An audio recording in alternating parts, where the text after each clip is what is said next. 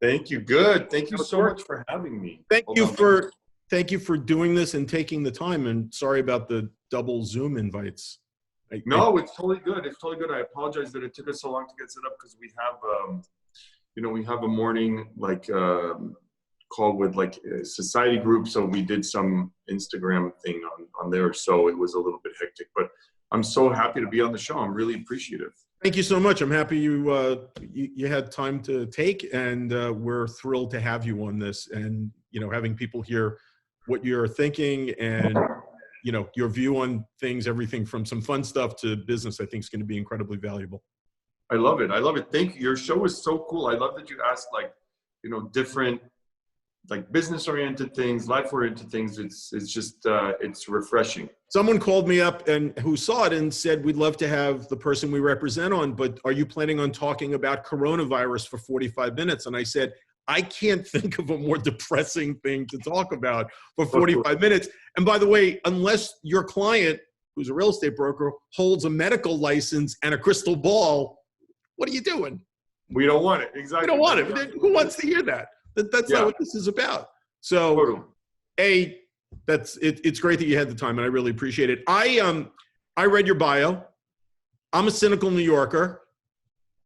Knocked me right on. Yeah, knocked me right down. You started out as a lawyer. You went to Warner Brothers. $3 billion in real estate later. So it's not as magical as it seems. So of course not. My training is in law. I did my whole practicum at Warner Brothers, business and legal affairs. I wanted to be an entertainment lawyer after going to law school, and I, fell in love with entertainment law. But real estate's always been my passion since I was a little kid. Literally since I was a child. Since I was like 8 years old, real estate's just been my passion. I used to make my parents crazy. Like on the weekends, I'd make them take me to open houses and talk to them about new communities and all this stuff. And my mother, who's my business partner, she's been in real estate for like 26 years now. Sure. So, if I did not have the platform to come into a, pretty substantial family business, I probably would not be in the position I am now. So I was very, very fortunate with that. Extremely fortunate. You work with your mom. I started my business with my mom. So it was another thing I read, and I was like, oh, you're kidding me. I said, there's your small world. I love it. I love it. Yeah. Yeah. It's challenging and it's awesome all at the same time. It's exactly. So she's a powerhouse, and then, lunch, dinners, family dinners are all spent talking about real estate, talking about work. No one else gets to talk about anything other than work. So it is challenging, but it's, it was a big blessing because I got to start on in a very established business and a very established platform. Plus I had the best mentors. So that said, family is tough, and she expected me to perform, and I was putting up for sale signs for years for her. Right. And, running around and doing a lot of, I'm not going to say grunt work, because to me, if you don't know something from the ground up, if you didn't sweep the floors, you cannot be in the corner office. So you better know how to sweep the floors if you plan to be in the corner office, or any office for that matter. You make t-shirts and put that on the back, and I'm buying them. Done. It's done. You have to know. You have to know. You absolutely. My dad put me on a truck to deliver cabinets the first day, and I said to him, I'm a college graduate. And he said, here are the keys to the truck. Don't get into an accident. That's it. Like, are you kidding me? But that's it. You have to know every angle of everything. And I love it. It sounds like my mom. She's like, great, you're a lawyer. You're going to go put up signs on Saturday. You're going to sit my open houses. You're going to take down the signs at the end of our open houses. And that's how you're going to learn. And you're going to sit and listen and learn and be quiet. So I did. And it's amazing. And there's no better education. None. No better. And she's still having me do that. So it's perfect. $3 billion in career sales. And for somebody who, by all indications, is a pretty humble guy, how do you handle that statement? $3 billion. So, when I think about it, first of all, it's over the course. We all have to, understood. Yeah. It wasn't Thursday. 13 years. But that said, to me, it's like every deal is its own, and you're only as good as your last deal. Sure. or is your last launch. So that keeps me really, really, forward thinking. And sometimes, the plus to that is you're constantly moving forward and you're not really thinking about what was before. You're just thinking about getting this done, untying the knots, which happen in our very, very, very complicated and complex deals, especially with the clientele that we work with and the listings that we work with. We Sure. deal with a huge amount of business managers and attorneys and celebrities and billionaires and developers. So they all have they come with their own set of rules. They come with their own set of ideas. And to me, I'm a facilitator, so I have to use their ideas. I still have to work within the framework of their ideas, Sure. but I have to then execute the way I know how to execute. So that said, the humble part is I'm a service provider. So my clients to me are, and I always say this, and it's the truth, it's, metaphorically and literally, they are the celebrities. I am not the celebrity. I'm a service provider to them. Sure. So I'm very fortunate that today I get to be here, and tomorrow I may not be here. So I just have to every time I do something for them, it has to be the top. And that keeps me humble because you can't rest on your laurels. It's not relevant what you did yesterday.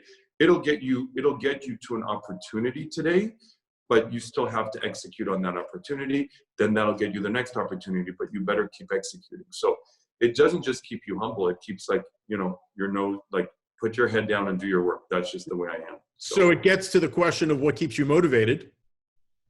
So what keeps me motivated is, truthfully, I love real estate. I just have a passion for it. I get so excited by it. And I think that motivates me. My colleagues motivate me. I see a lot of colleagues that it's a very competitive industry, but it's not necessarily that. To me, I don't see it as competition. I see it as motivation. It's not a competing with them. I'm competing with myself. But the motivation is there's always the next incredible project. There's always the next evolution. So what keeps me motivated is really an evolution of my career. So it started, putting up signs, and I still put up signs if I can, or, anything that I can do that's even in the, you have to be in the trenches, especially when you're doing deals. But that said, what keeps me motivated is really the excitement of not just the deal, but the excitement of the properties. I love architecture. When I was very, very young, I wanted to be an architect. So I love the architecture. I love development. I love master plan communities.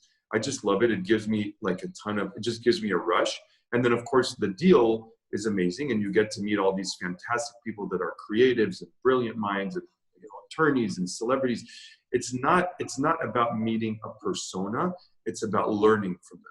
Sure. So with every single person, you have to adjust the way you are. You have to be 1,000 different people in one day. And I think it's exciting. It's really exciting. And when you have an exceptional product to represent, or an amazing client that may be, the youngest so-and-so in the world, or the youngest business person in the world, or the youngest billionaire in the world, whatever it is so incredible to have the opportunity to learn from them and to see how did they get there. And when you're doing a transaction with them or just showing them properties, you're going to learn that. And I think that's really energizing. It doesn't feel like work to you.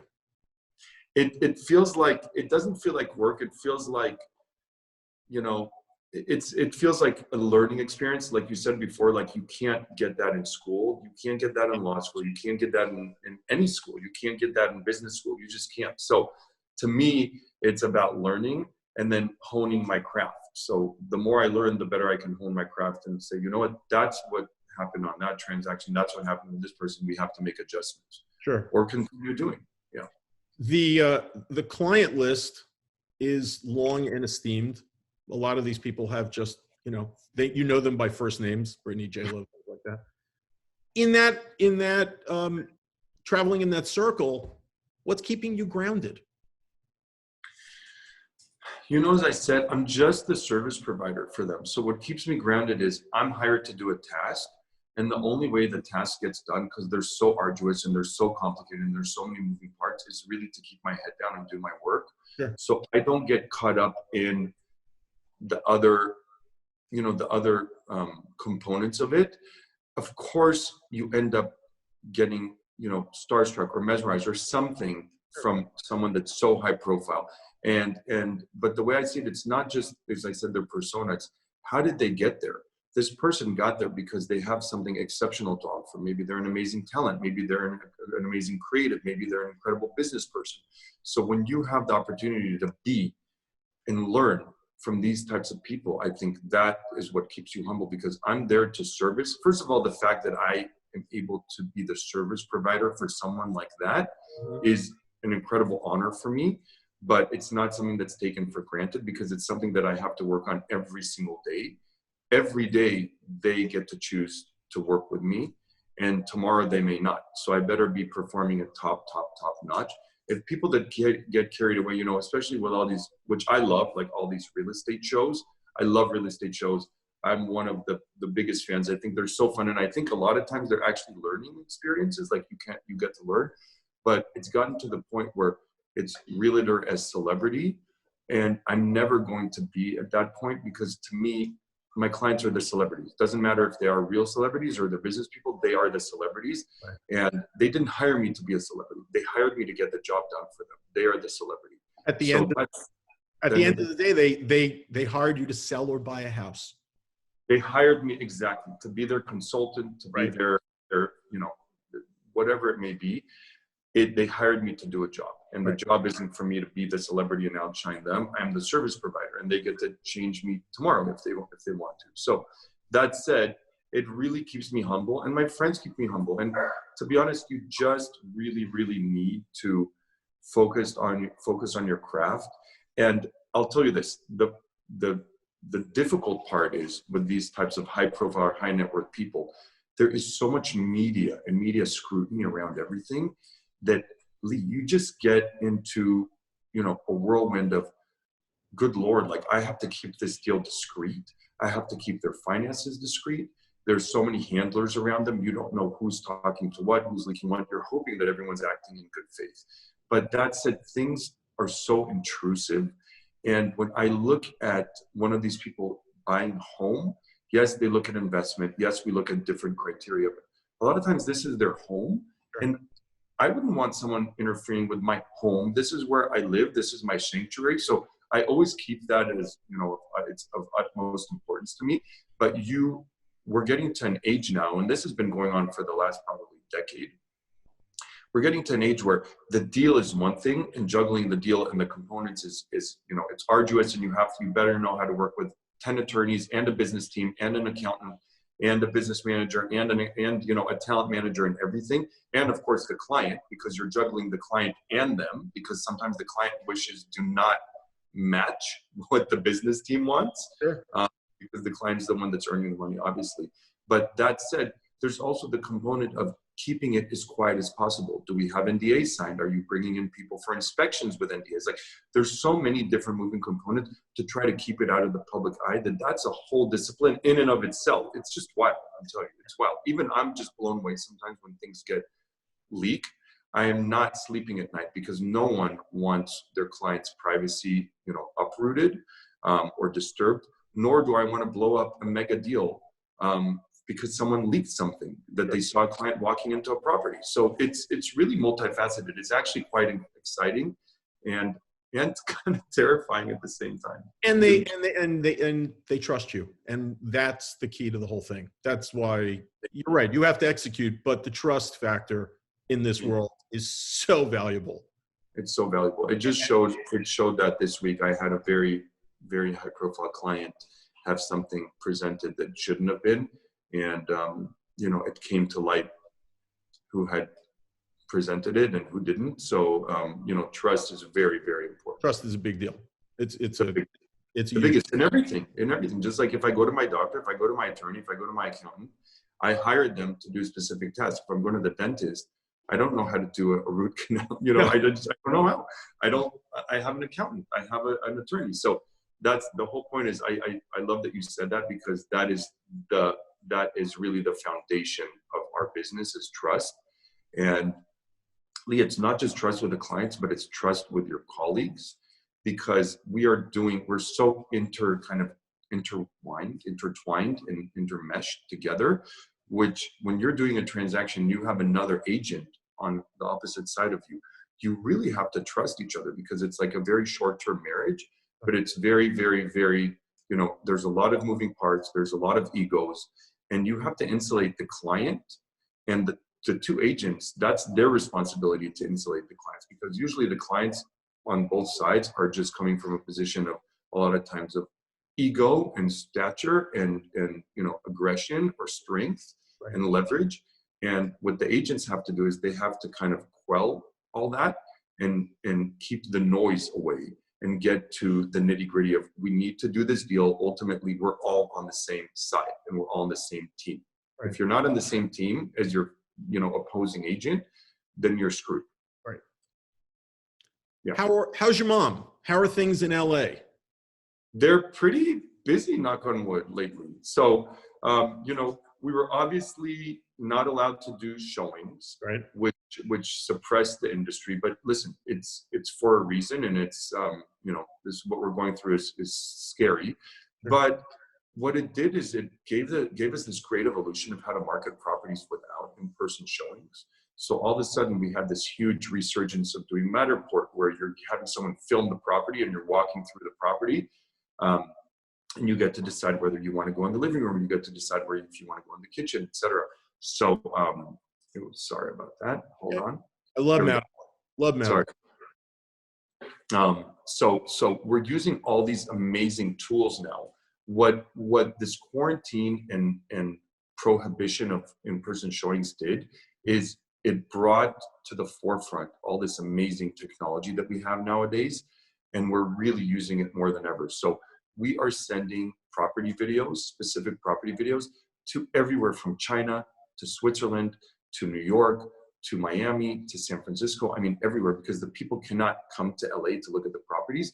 Sure. But what I love is they're reaching out for properties in LA. And that's the most important takeaway here is the LA market before, you know, COVID was the strongest in the nation. And I think it's going to continue to be, because from the minute we were on lockdown or semi-lockdown, we were getting, you know, tons of demands for videography, Matterport, photography, any type of collateral we have for the property so the clients can see it. And we were sending it, tons of Chinese clients were inquiring, which is wild.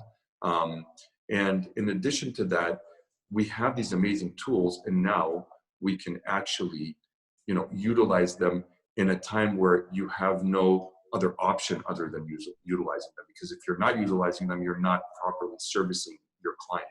That's right. And that's really important. But you know, I don't know if you got to see, you know, all those really amazing, in the last 5 years, there's been all these incredible like glam videos of properties with music and models, etc. So this is a little bit of a different position that we're taking now.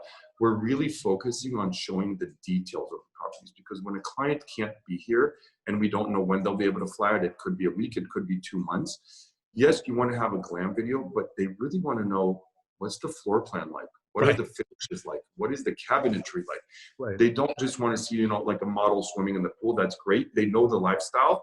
That's why they chose to inquire about a property in LA, because they know the LA lifestyle, but do they know the house? Right. And what we're doing now is we're really focusing on these very, I'll call it intimate property videos of intimately addressing and showcasing the finishes, showcasing the millwork, showcasing the floor plans. It's a very different video than pre-COVID.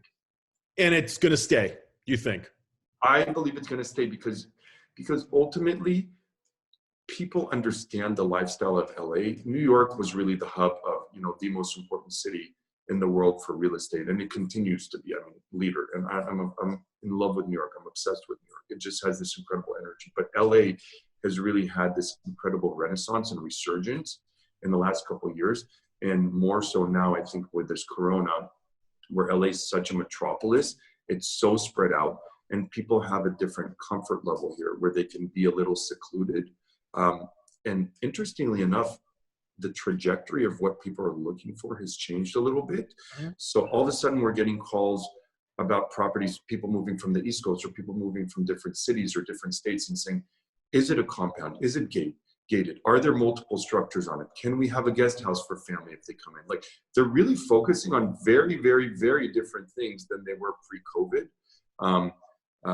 Because I just feel like people need their home to be their sanctuary again. And it's not just an asset, but they need that. They need to think, what if this happens again? do we have a place for our parents to stay? Do we have a place for the grandparents? It's so different. It's literally different. It's a full, like 180-degree or 360, whatever you call it, of interest, of requests. They're focusing on different aspects of the property since we started with COVID, which I find really exciting. They're looking at it for the value beyond the investment. Yeah, the utility of it. The utility of it. That's exactly right. And that's kind of where it started. People wanted to buy a house 50, 60 years ago, had to buy a house. Now it turned into an investment, and now it's coming back into the utility of it. Here's a fun question. Aside from streaming, keeping up with the Kardashians, what are you watching? I love it. Well, I'm always watching that. Always. That's always on the top of my list. Right. So in addition to that, I mean, I'm watching. So first of all, I'm a TV junkie since I was a kid, right. And having come from the entertainment industry, I just love it. I love television that gets my mind off of certain things, and I love television that's compelling. So, you know, there's a show that was a few years back called The Good Wife, and it's a Ridley Scott show. Ridley Scott is one of my favorite directors, producers. He did Gladiator. He did A Good Year. I mean, really prolific. So he had a show called The Good Wife. Now he has a show at CBS All Access. It's not on TV. You have to subscribe to CBS All Access, called The Good Fight. And it is a legal drama, and it is so compelling. I just like eat it up. And it's Christine Baranski. It's very, very cerebral. Yeah. And it's set in, I believe it's New York or Chicago, but I'm addicted to it. I mean, absolutely love it, love it, love it. And then the newest one that I just started watching is on Netflix. It's a Ryan Murphy show, which is called Hollywood. Have you seen it? No. Oh my God, it's sensational. It is about the golden age of Hollywood. Really? I'm not going to give too much away, but it is so well done. You are just salivating. And what I love is that it's bringing a new audience. I mean, I'm 43, and I wasn't around when, you know, Lana Turner, all these really great movie stars, Errol Flynn, all these great movie stars that really built the Hollywood system were important and instrumental in what we have today. But it harks back to that time of the 30s and 40s. And it's so beautiful. And I think it's always so romantic. This is what I loved about working in the studio. To me, there was such a romance driving through the gates onto a studio.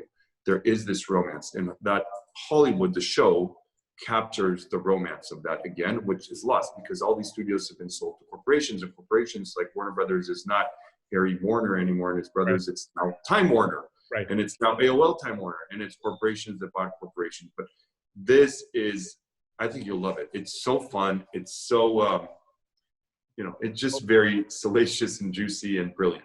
Ryan Murphy knows how to make a show because I go back to Nip Tuck. One of my favorite shows of all time. Yeah. I mean, when that came on, it was like, what's going on here? Totally. That was a game changer. So nuts. Ryan Murphy's amazing. He's a brilliant mind. And this show, I think, is going to be up for so many, not that I'm an expert, it's just what I'm watching. So up for so many, Academy Award, or not Academy Awards, but Emmys and Golden Globes for sure. And I have to tell you, I love, there's an Israeli show called Fauda, which I can't stop. It's so good. It's brilliant. It's on Hebrew, so I speak Hebrew. But that said, it's just one of the most incredible shows.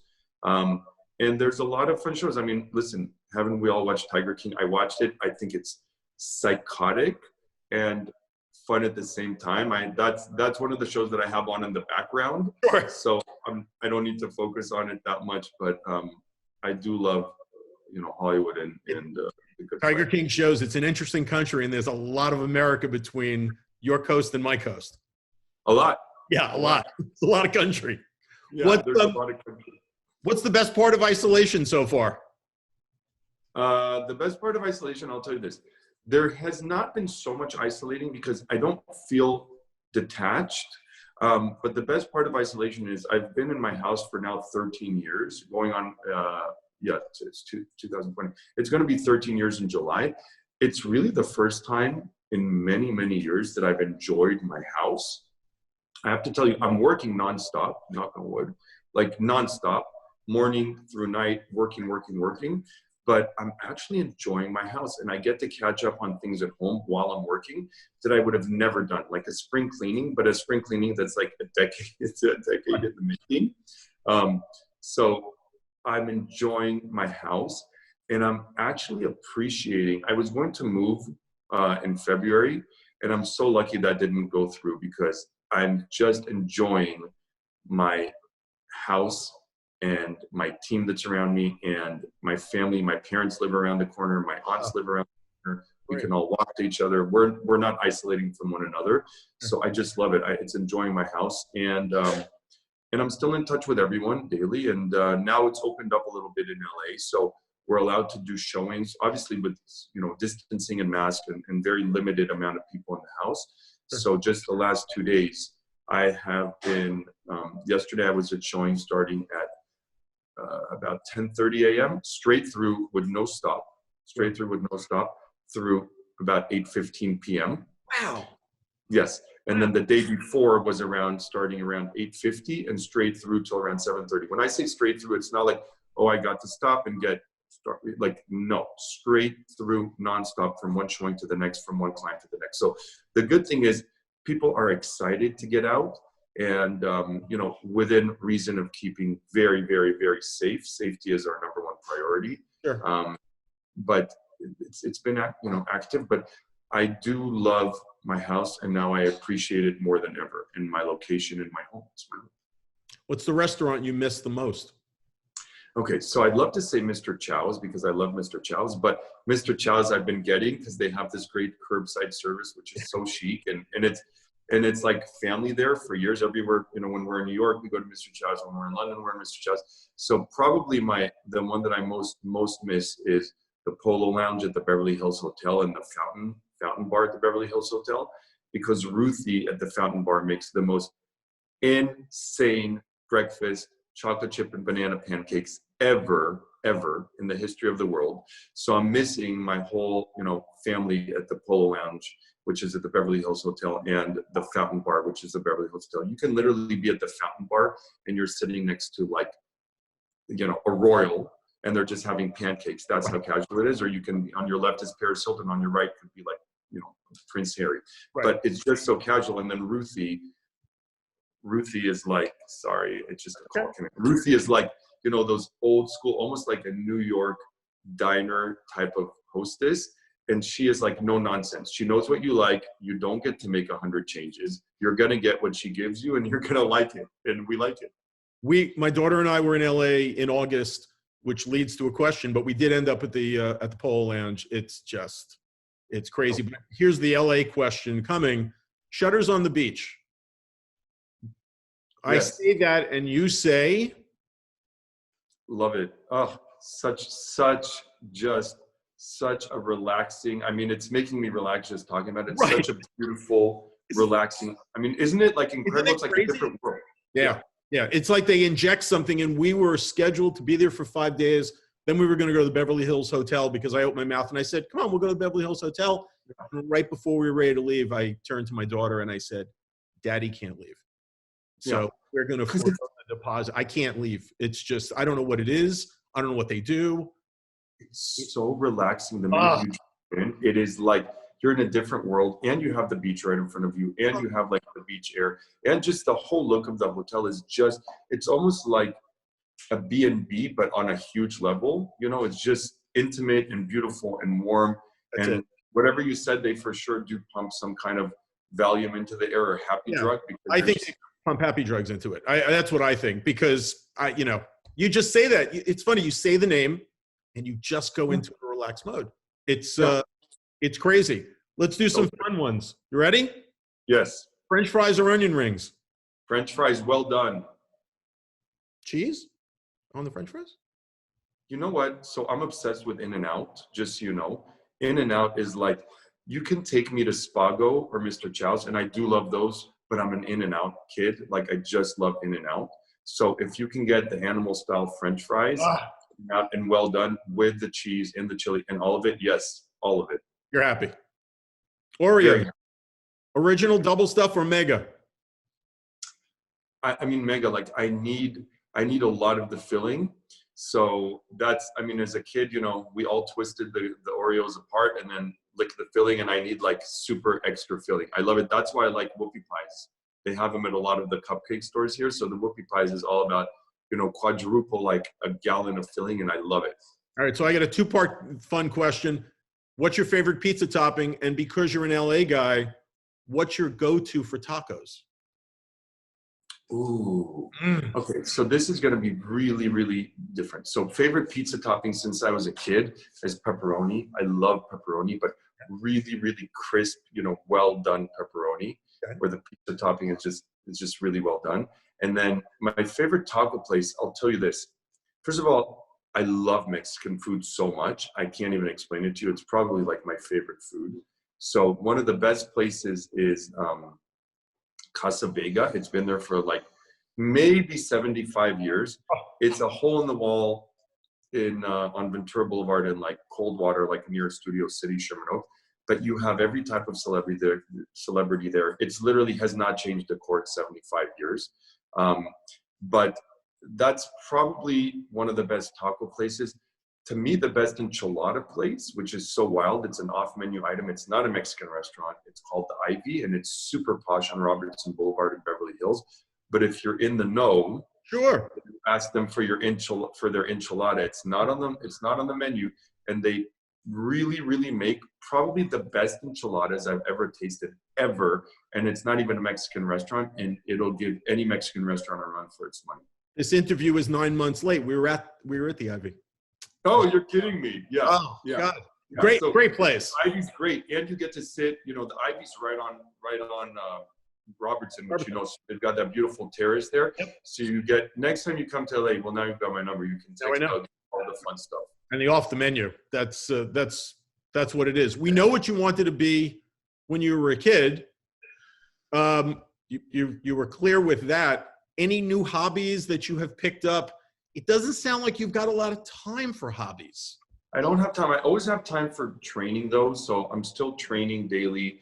I'm not a gym rat, but I'm up super early. I don't just, I'm not a morning person, but I need to, because I need to get ahead of my day. So normally I'm at Equinox, between 5:30 and 6:30 every day, or I'm up at 5:30 and at the gym by 6:30 with my trainer. So I have a home gym. I was really lucky because a few years ago I built a home gym. And now, guess what? I got to use my home gym more. So I have someone that comes to the house and kind of helps me out with that and gives me some guidance. And I'm definitely using the home gym daily now, at least 6 days a week. And I'm sprucing up the home gym. So I found myself buying more equipment, etc., which I love. And probably I'm just delving farther into my love of architecture. So I've been ordering all these great architecture books. I have books all over the house of art, architecture and art, but I get to actually maybe have like a few minutes a day to look at them and read them and flip through them. And they just are like so compelling and inspiring to me. So that is one of my favorite, not just hobbies, but I took that up again. I haven't had a minute to do that in years, and I can actually enjoy it and look at them and see them, etc. So I love it. I mean, it's giving me some quality time with an evolution of global architecture, etc. I've always loved it, but I have not had a minute to kind of delve into it. Is that your best read these days, or are you able to focus on a book with everything that's going on? It's probably one of my best reads. I get to enjoy my Architectural Digest. I get to enjoy, I'm a magazine junkie. So I get to enjoy the magazines, not tabloid magazines, but certain things where I'm reading more LA Times, I'm reading more newspapers. I'd love to say that I'm reading a book. I'm not. I'm reading really some great publications, and any books that I'm reading are more like design books. So I love Axel Vervoet, who's like a Belgian designer. So I got his book, and I was reading kind of his theory on how he designs. And then Vincent van Dyson is another one that I really, really love. And then in addition to that, I'm, taking more time to hear what my clients have to say in terms of their design aesthetics. So I'm working with this new group, this duo called Osklo LA, OSKLOLA, and they're a design duo. And they have the most insanely refined, gorgeous taste that I've seen in ages. Wow. Hold on, yeah. Okay. And we're going to be back on. And so what I'm doing with them is I am kind of, I'm talking to them more, and I'm getting design inspiration from them. And why did they do certain things to their houses, which now I get to list, which I'm so proud of. But it's learning. I'm getting to learn more than just just, you know, going through something and moving on to the next. We're getting to savor things more now, I think. And we want to savor things more because we see we took up so much for granted. Totally. I've got a couple more fun questions before we get to the business ones. Pickles, yes, or you don't get it? Always. I love pickles. I love pickles. Since I was a kid, I've loved pickles. Just love pickles. Yeah. Dogs or cats? Dogs. I have 2 dogs. I'm a dog fanatic since I was a kid. I love dogs. We rescue. I don't rescue a lot of dogs, but I have 2 rescues, and my parents have rescues. Like, so I love always rescue since I was a baby. What's your happy place? Ooh, that's a good question. Mine was Shutters on the Beach from 10 minutes ago. My happy place is probably, I'm going to say, I would have said something else, but I'm probably going to say, like, you know, the Beverly Hills Hotel is my happy place. It's really, you know, Shutters is gorgeous. Beverly Hills is just, to me, Beverly Hills Hotel is like normalcy. And you know where else is my happy place? My office. I miss my office a lot. Sure. It's like, it's where we all come together and we get so much done, and we're a family, and it's like a sanctuary and like a business at the same time. And it's my friends and it's everything. So I really, my office is really a happy place to me. What's the first thing you want to do without a mask when this is all over? Have a Marilyn Monroe Sunday at the Polo Lounge with extra. I make them crazy. I'm actually so worried about our server there because he's, you know, getting up in age to his 80s, and like he's 86 or 87 now. And I give him so much grief because I ask for extra cherries, extra whipped cream, double brownies that have to be cut a certain way. And he looks at me and he's like, "You're a kid." He goes, "I used to be Frank Sinatra's private server." Oh. And I'm like, "That's why I love you more." I'm like, "Just give me whatever you got." So, I'm not kidding, and it's been going on for years. He goes, you know, like I was Frank Sinatra's guy. I'm like, "That's why I love you more." I'm like, "I don't care, with brownies, without brownies." Yeah, whatever you bring. So, right. That whole sentence has a lot of equity in it, and you do what you want. I'm there. I know. I'm like, just do what you want. I'm totally cool with it. And he always knows how to make it just right. And whether he forgets the brownies or doesn't just matter. Right. Yeah. And you're gonna go with it. Let's get to the business. You talked about things are busy. You talked about showings from, you know, not sunrise, but, you know, breakfast in the evening. Do you have a favorite listing? And what are you seeing buyers asking you? I'm in New York. This is a buyer's market. It's been a buyer's market for years. You're in a seller's market. Maybe it's shifting. Can you talk to that? Yes, absolutely. So let's start with, I mean, I'm going to give two really incredible listings of mine. So one of them is 1731 Rising Glen, and that's in LA. So that is, hold on, I'm just going to move this up. That's in LA. It borders what's called Doheny Estates, the Bird Streets, and Sunset Plaza. And that is the house that's designed by Osklo LA, OSKLOLA. So it to me is the epitome of refinement. You go in and it's like, remember how we talked about Shutters and we said, this is just a happy place. Sure. That is one of my happy places. Everyone that walks in is just, wow. Not because there's so much going on, because there's not so much going on. It is so refined and sophisticated in so much natural light. So 1731 Rising Glen is absolutely one of my all-time favorite listings, an all-time favorite just homes, period. It's so livable, and it's designed with a huge great room, just the way you live. It's not ostentatious. It's the antithesis of that. And then the other one is 141 South Carrollwood, which is Holmby Hills, and that's Alwood. Alwood is probably one of the most important estates in the United States and possibly the world. We have it listed at $115 million. Holmby Hills is the most exclusive and prestigious enclave within Los Angeles. It's part of what's called the Platinum Triangle. So the Platinum Triangle is Holmby Hills, Bel Air, and Beverly Hills.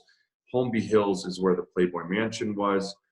You've got acreage there, and this happens to be actually the largest estate in all of Holmby Hills. It's 10 acres. 10 acres in the middle of Sunset Boulevard, which is unbelievable. It's almost like the house from Sunset Boulevard, and it was designed by Farquhar, who was the architect who designed that for Arthur Lett. Arthur Lett was actually the founder of Home Hills, so he kept that portion for himself to build on. And then he passed away before it was even built, but his widow ended up building it. It was 3.7 acres initially, but get this, the previous owner ended up purchasing the lots around it. So one of them is the Jane Mansfield estate. That was another 1.5 acres. And then in front of it was the Esther Williams compound. And Esther Williams, of course, was known for her, aquatic movies and pool, et cetera, and the acrobatics in the pool.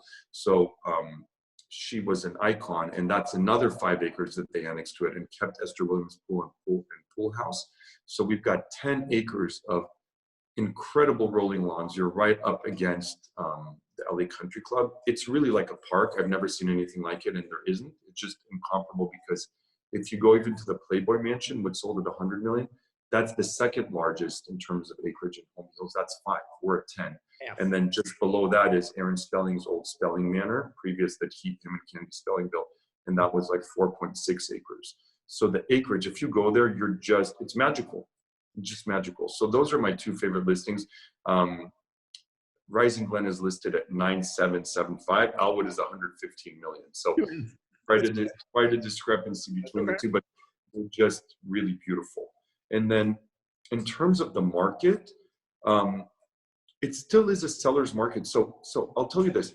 Of course, there's price adjustments. There's going to be price adjustments everywhere. But that said, this is still an interim period as far as I see it. So we don't know exactly what level of price adjustments. Is it going to be like the recession we had in 2008? No, because that was, to me, that was something that was imminent. It was coming, and it was a slow deterioration of the banking system, a slow deterioration of the mortgage system, of subprime loans, subprime lending. That is something that was festering. We went into this situation with Corona as a very strong market, and a market that's drawing a lot of clients. And sorry about that. That's okay. And then, so we're still getting a lot of people, requesting it, and we haven't seen a shift in prices. So, there may be a shift, maybe 10%, maybe 15%. I don't see a 30 to 50% drop. I just don't. I may be wrong, but what's good is sellers are more realistic, and they're more keen to listen, and then to engage and have a conversation with buyers, which to me is a win. And your inventory levels are low. Inventory levels are still very low. We have a very methodical MLS system here, which New York is a little different. So everything is very meticulous, very methodical. So immediately when this struck, what happened is the MLS went and halted days on market, because all my sellers were taking properties off of the market, because they were concerned that days on market would then cause the property to be stale and they'd lose leverage. The MLS immediately, the board of real estate immediately halted days on market, which then really, really helped sellers have a much more, even keeled approach, and not go into hysteria and panic mode of take my house off the market.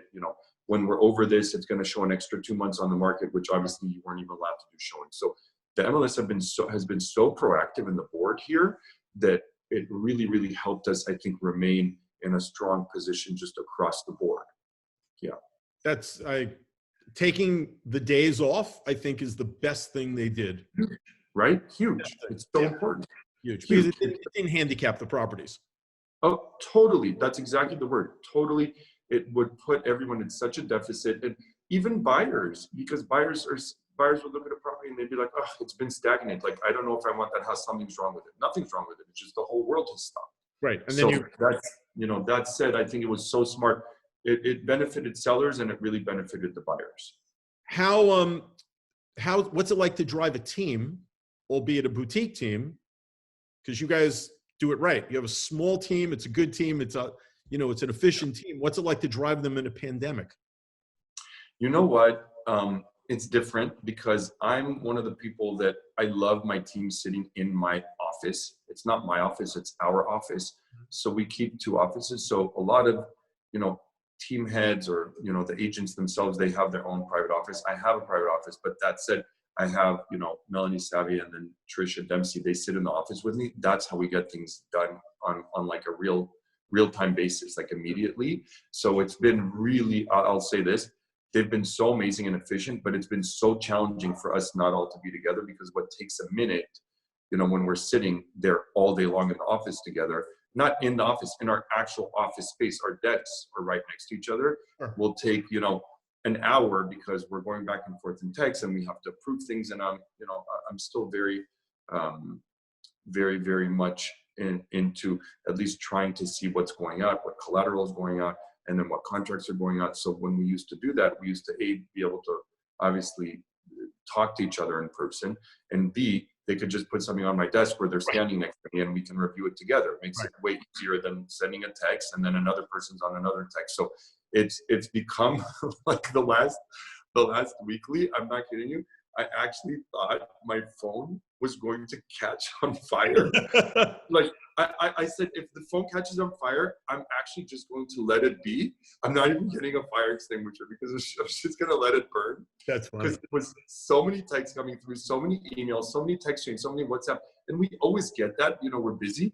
But the fact is, with so much collateral coming in, the phone was like, F off, I'm not fucking having this. Like, I'm just not putting up with it. Even if I was willing to put up with it, my phone was just not having it. So you guys are busy enough in the middle of all of this, so that this is one of my last questions. please. You're not going to be changing your business model anytime soon, or are you? So you know what? Look, you know, in terms of changing our business model, what we've been trying to do, what's most important is whatever fragment of normalcy and stability you can maintain is what we wanted to maintain. And I think we've been actually so lucky, because we've used this in a very, very, I would say, smart and efficient way. Instead of launching things right now in the market, we're taking a lot of time to do pre-launches. And in terms of pre-launch, I mean, get the collateral ready, get the photography ready, go through the verbiage, go through the narrative of the story of the house that we're releasing. So it's actually giving us a lot of time to work and refine what's coming on the market in our marketing campaigns. So we've been still working. I think in normal times, the difference would be that we'd probably be launching at a faster pace, but it doesn't mean that's better, because we are now taking a lot of time to refine everything, to do video over again, to do photos that we don't like over again. And we always do a very curated and bespoke approach. But now, A, it's taking longer, whether we like it or not, because photographers are like, I'm not flying out there, I'm not going out, etc. But on the other hand, it's giving us a different way of looking at things, where we're just looking at the nuances. And you know what? We know that we can handle working apart. I prefer to work together, and I prefer to all be in the office together. But that said, you know, we found a lot of ways to approach a task, not in the normal way that we would have previously. Sorry about that. That's okay. And isn't it amazing how many things, and isn't to discount all of the suffering and all of the elements that no one needed, but isn't it amazing what's coming out of this? Totally, 100%. From the technology to our videography to every piece of collateral, to we've really upped. Lee, this is the time to shine. So because there aren't so many properties coming up on the market, because people, you know, not all the agents are being as proactive. A lot of them are, for sure. Sure. And you know, I think you had James Harris on. They're very proactive. They're another team that I always enjoy working with, David and James and their whole team, and Alana and Fred and all of them, and Sally Forrester Jones too, another colleague of mine. Like the ones that are still doing it and are like, you know what, let's change our approach for now and take a more creative approach. Let's up our PR. Let's up our marketing. Let's up our network. Because what are people doing all day? They're sitting, they're watching, they're looking at their phones. We usually look at our phones, but we're busy doing 100 different things, picking up the kids, going to karate class, going to lessons, going to movies, going to dinners, and you're not as engaged. Now people are so engaged with this that what we've done is our publicist has stepped it up a tenfold, 100-fold, and has gotten us so much exposure on properties, because now is the time when people are looking, and now is the time to shine. Not outshine, but at least shine. Sure. Because people are actually looking, and you really have to use this as an opportunity. So we really have been using it as a great opportunity. And you're honing your game, which was the Totally. A game to start off with. So coming out of this, which leads to probably the last question, what's the takeaway from all of this? You know, the takeaway from all of this is, I think, appreciation.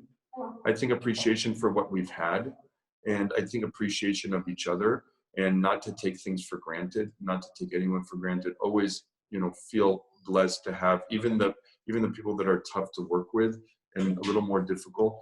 We appreciate them because they build us, and they build, you know, we learn from them. And I kind of miss that. I miss all of it, even though we've kept a really, probably I'll say like 80% normalcy in terms of working and really keeping busy. But that said, I think a different level of appreciation, and maybe taking a minute to enjoy things and appreciate. So it's not just that we didn't appreciate, because we always do appreciate everything that comes our way, every deal, every seller, every client, every buyer, we really are appreciative, but you never have a moment to be present. And I think it gives us, the takeaway from this is, when we go back, we need to take a minute to be present and be like, oh my God, we are working on this amazing property. Yeah. Wow, we are repping this extraordinary person or this deal. Because, you know, it may all stop like it did now. And we were all in fear that it would stop. And not because of financial, but that it would stop because this is our passion. And right. Not to have to be able to execute on your passion or work on your passion is just tragic. So I think just appreciative. I think what's amazing is we're going to miss certain elements of this. And that whole sentence didn't make any sense maybe a month or two ago. And now as it's starting to, you know, there are elements that we're going to miss. And if we're smart, we're going to keep some of those elements in the day-to-day. True. Very true. No question about it. Yeah. You're incredible to take the time, first of all. Thank you very much. When are you coming to LA? When are you getting back to LA? I was going to say, if I come to LA, can I take you to the Ivy? Because, you know, spending time with you, even on this little screen, is great. But now you said enchilada, so I'm kind of fucked. Done. We done. It's set. It's a plan. When everything goes back to opening and flying, etc., you're coming my treat. We're going to go get enchiladas. And I want you to know, you know, we've done this Q&A, as you mentioned, James, who was just a lot of fun. Nobody got the kind of quiet in this house that you got. Even the dogs, when I told them I'm going to be on with you, they didn't say a word.